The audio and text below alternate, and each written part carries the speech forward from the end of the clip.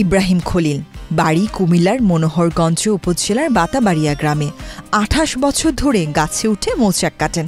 সেই মধু বিক্রি করে তার পরিবার চলে। শুধু শীতের সময় মৌচাক কম থাকায় ধানের চাষ করেন। আরেকজন একই উপজেলার বান্দুয়াইন গ্রামের মিজানুর রহমান। তিনি মৌচাক না থাকলে জমি চাষে ট্রাক্টর চালিয়ে আয় করেন। উপজেলার বাতাবাড়িয়া, বান্দুয়াইন, পাশের নারীদিয়া সহ আশপাশের গ্রামের ১৫ জন মৌচাক কেটে জীবনযাপন করেন। কুমিল্লা জেলার ১৭ উপজেলায় মৌচাক কাটেন প্রায় ২ শতাধিক মানুষ। এদের প্রশিক্ষণের আওতায় আনা গেলে আরও পরিচ্ছন্ন পদ্ধতিতে মধু সংগ্রহ করা যাবে। অপচয় থেকে রক্ষা পাবে মূল্যবান মধু।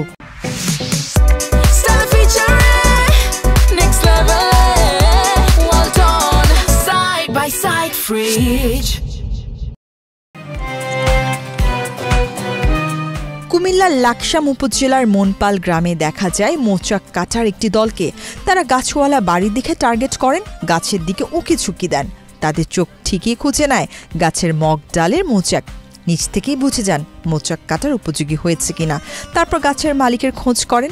মালিকের সাথে চুক্তি করে তারা গাছে উঠে পড়েন। গামছায় মুখ ঢেকে রাখেন, হাতে বালতি ও কাঁচি নিয়ে গাছে ওঠেন। নিচ থেকে আরেকজন খড়ে আগুন লাগিয়ে তার হাতে ধরিয়ে দেন। তিনি ধোঁয়া দিয়ে মৌমাছি তাড়িয়ে দেন। এক পর্যায়ে কাঁচি দিয়ে চাক কেটে বালতিতে নেন। এর মধ্যেও ২-৪টা মৌমাছি কামড় সইতে হয়। মধুর পরিমাণ বেশি হলে তাদের চোখ আনন্দে চকচক করে ওঠে।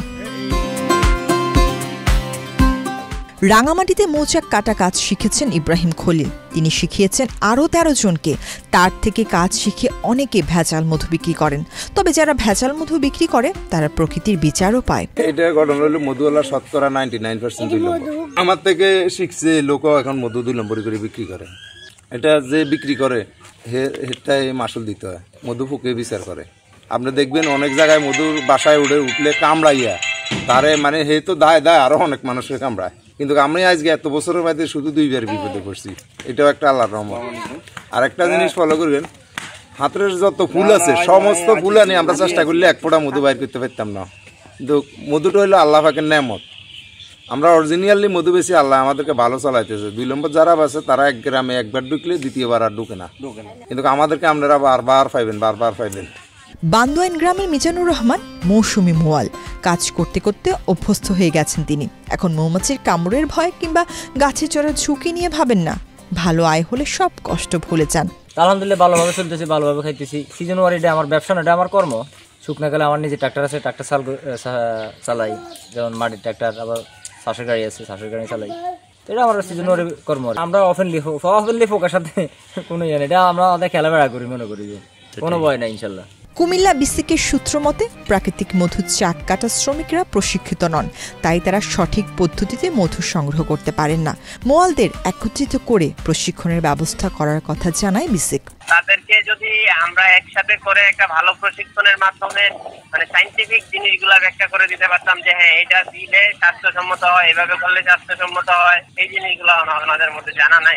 ওনারা যদি মানে আমাদের ছাতার নিচে আসতে চায় বা আমরা কোনোভাবে আমাদের সাথে যোগাযোগ মেনটেন করে, তাহলে অবশ্যই তাদেরকে আমরা সেবা দিব এবং প্রয়োজনে তাদেরকে আলাদাভাবে একটা ব্যাচ করে আমরা প্রশিক্ষণের ব্যবস্থা করব। একজন দক্ষ মোয়াল প্রতিদিন ৫টির মতো চাক কাটতে পারেন। ফুলের মৌসুমে সে সংখ্যা আরও বাড়ে। গড়ে প্রতি চাকে ৩ কেজি মতো মধু পান। কখনো ৫ কিংবা ১০ কেজিও হয়। অর্ধেক মালিককে দেন, বাকিটা বিক্রি করেন। প্রতি কেজি ১৫০০ টাকায় বিক্রি করেন। কেউ গাছের নিচ থেকে, কেউ বাড়িতে গিয়ে মধু কেনেন।